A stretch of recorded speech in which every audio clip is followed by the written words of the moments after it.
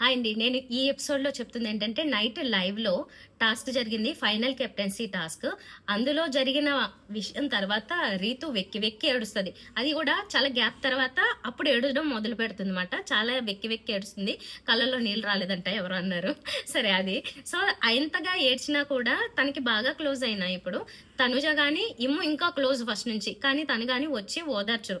Only owners team అంటే ప్రియా, సంజన, శ్రీజ వీళ్ళు మాత్రమే కూర్చుంటారు తప్పితే ఆళ్ళు రాలేదసలు. సో, అసలు ఎందుకు ఏం జరిగింది కెప్టెన్సీ టాస్క్ జరుగుతున్న టైంలో సంచాలక్‌గా రీతు ఉంటది. సో, రీతు చేసిన తప్పేంటి? రీతు చేసిన అన్యాయం ఏంటి? ఎందుకని వాళ్ళు అంతగా ఫీల్ అయ్యారు? భరణి గారు గాని వీళ్ళందరూ మాట్లాడుకుంటారు వెనకాల. తను చేసిన తప్పుకి. సో, ఏం జరిగింది అనేది నేను ఈ ఎపిసోడ్‌లో చెప్తానన్నమాట. పవన్ అయితే డెమాన్ పవన్ తను కష్టపడి ఆడాడు అండ్ తను కెప్టెన్ అయ్యాడు. అంతవరకు బాగానే ఉంది.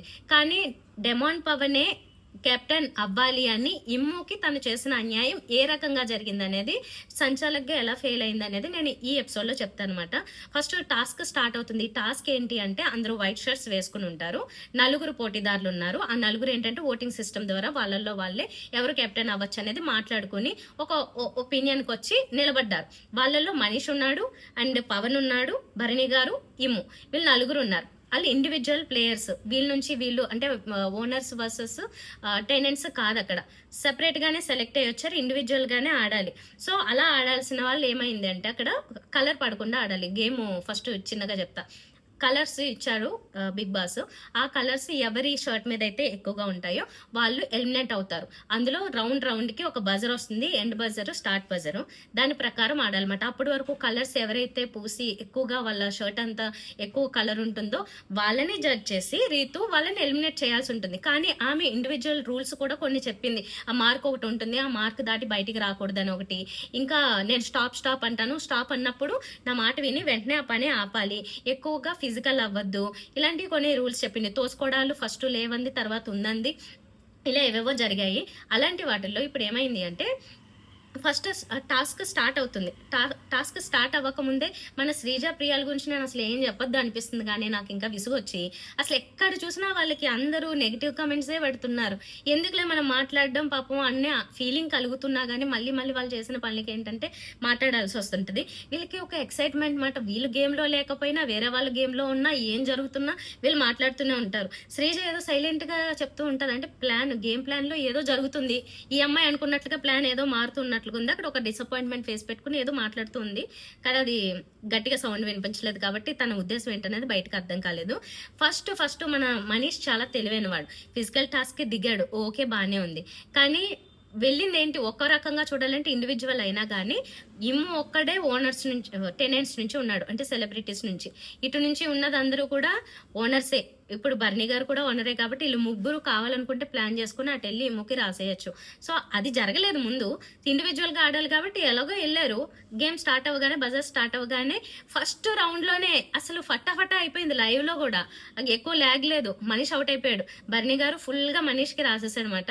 సో, మనీష్ ఏం చేశాడు, ఏదో పెద్ద తెలివిగా భరణి గారిది అనుకుంటాను ఒకటి కలర్ ప్లేట్ పెట్టుంటే దాన్ని తన్నేశాడు. అది తన్నేసి చాలా స్ట్రాటజిక్ గా ఆడనని అనుకుంటున్నాడు.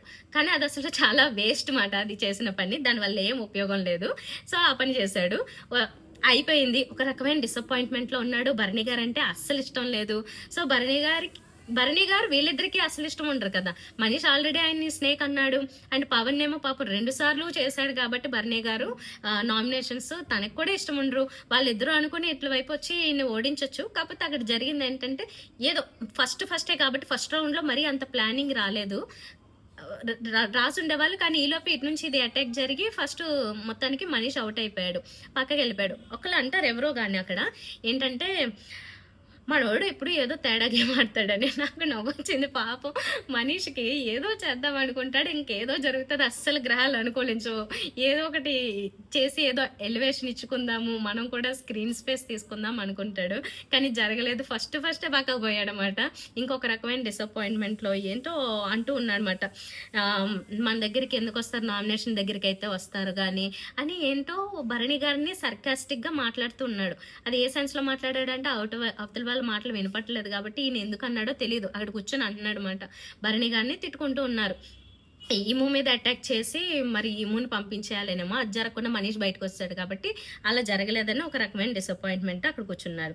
సరే తర్వాత ఏంటంటే 3 టైమ్స్ నేను స్టాప్ చెప్తాను. అయినా గాని 3 టైమ్స్ అని కాదు, నేను స్టాప్ చెప్పినప్పుడు ఆపేయాలి అని చెప్పి అంటదన్నమాట రీతు ఏదైనా జరిగినప్పుడు. దానికి వినకుండా రాస్తున్నాడంట. ఆ స్టాప్ అన్నప్పుడు వాళ్ళ గేమ్‌లో ఉంటారు కదా! అది అర్థం కాదు. అది రియాక్ట్ అయ్యేలోపు వాళ్ళు చేయాలనుకున్నవేవో కొన్ని ఉంటాయి.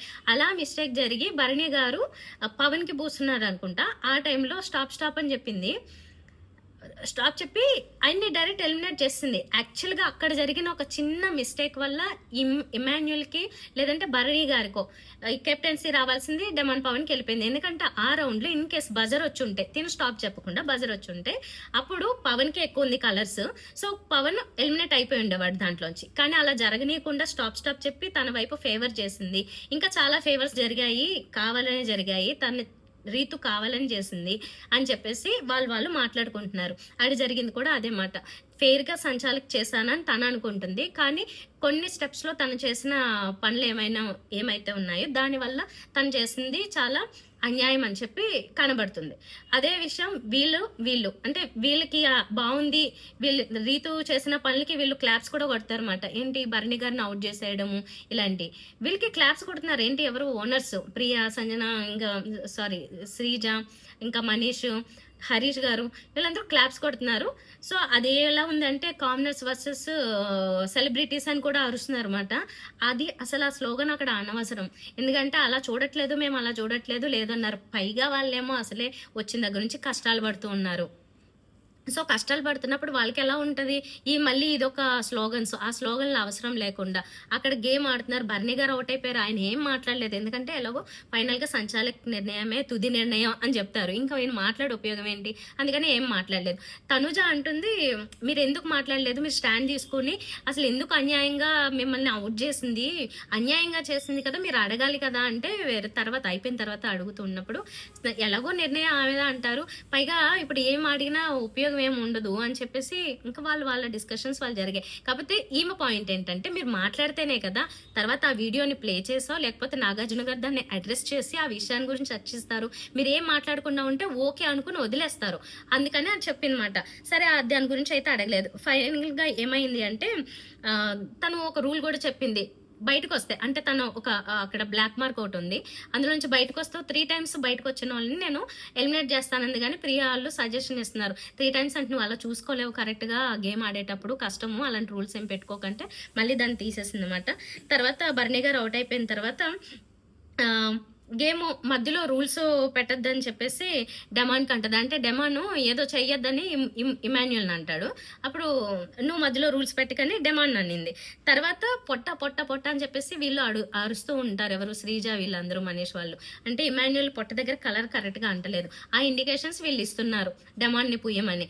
ఇలాగే ఎవరిని అరవద్దని చెప్తూ ఉంది. ఇటు నుంచి ఈ టీంని కూడా అరవద్దని చెప్పింది. కానీ ఎక్కువగా కామనర్స్ అరుస్తూ ఉన్నారు, చెప్తూ ఉన్నారు, షౌట్ చేయడం, క్లాప్స్ కొట్టడం ఇవన్నీ చేస్తున్నప్పుడు అయినా సరే యాక్షన్ తీసుకోలేదు అనేది ఒక కంప్లైంట్ తనుజాది. ఎందుకంటే రీతు మరి వీళ్ళు మాట్లాడుతున్నప్పుడు వాళ్ళు మాట్లాడితే కూడా ఎలిమినేట్ చేస్తానని చెప్పింది, ఆ పని చేయలేదు అన్నమాట.